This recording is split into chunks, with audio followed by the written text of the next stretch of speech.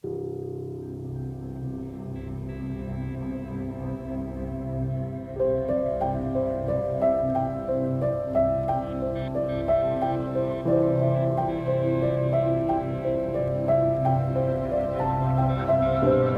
world that I hoped I would help bring into being was one where people would not just force themselves to take the time to see other people around them, but would be doing that as a reflex, as a habit. That we would take the time to see each other and make eye contact and have a conversation. That we would actually feel like there was time we could take.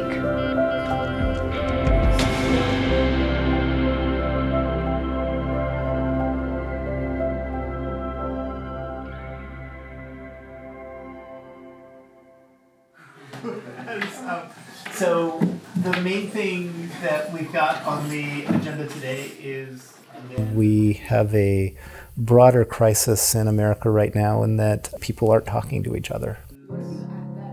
The process of building common ground and making individual connections that allows difficult topics and discussions to be tackled actually begins on topics totally unrelated to what might be the controversial issues or the controversial subject matter. We take these specific issues and then we tie them to a whole network of identity, right, that intersects with all these other issues. Then we can't have a conversation about one of those things. It's going to take people who are brave enough to start those conversations. It comes out of the believing in the power of discussion, and discussion comes from many voices. We have to trust each other.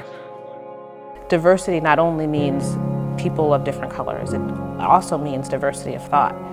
In order to have those conversations in classrooms, in order to really be able to shape your learning in a way that reflects the world, we need to have people that reflect the world in that classroom. The powers of a residential institution like Kenyon in that people actually have to live together. They have to eat in the same dining hall. They have to break bread together. They have to share interest on an athletic team together. They have quirky interests outside of the classroom that brings them together in different combinations. Those are the places where people start to get to know each other and start to realize that, okay, you and I have some things in common. The engagement of on campus builds these points of contact that then gives a framework or a platform for being able to take on difficult topics. So it takes time and it takes work, but I think it's time and work that we can't shy away from.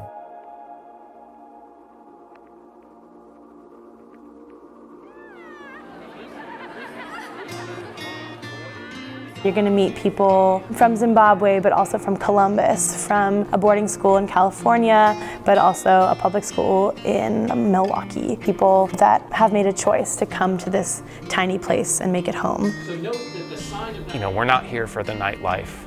We're not here for the restaurant scene. We're here because we want to be doing the things that we're doing. Our students want to learn. Our professors want to teach. That gives a certain tacit commitment to the community. We want people to be able to place themselves in uncomfortable positions because I think the only way you can learn is to be uncomfortable. I came into Kenyon wanting there to be right answers to things, and I wanted to understand history in terms of, well, what was the timeline and who was the king then? I wanted things to be very clear and black and white. What it took me a while to get here, but this place absolutely helped me understand it, is even the things that are black and white aren't really black and white, and that's not where most of the interesting stuff goes on. Often we're told to sort of read theory or read texts and keep ourselves out of it and keep ourselves distant, and that's sort of the way that you become a good academic. But you have to have a perspective, and you have to have an opinion, and a lot of that comes from your experience.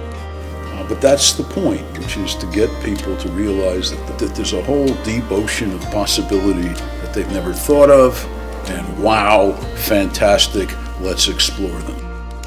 There's all kinds of just delight, almost childlike delight, that you have in learning as a student and as a teacher. It's play.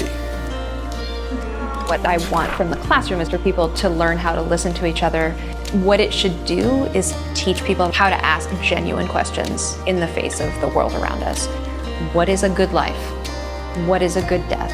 How do we figure these things out? How do you keep from getting so wrapped up in the press of your daily life that you stop asking why the world is the way it is, or how it might be better, or what your place in it really should be?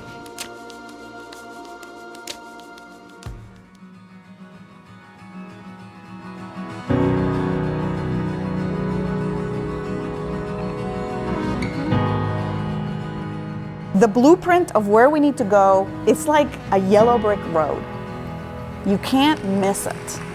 Now to the baccalaureate address. I know that under President Decatur and President Decatur's team, Kenyon is poised to exert leadership.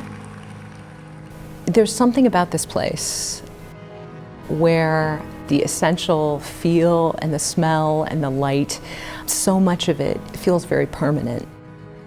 We do need to make it more modern. We need to make it accessible to enable the students in this century to grow and to carry things forward.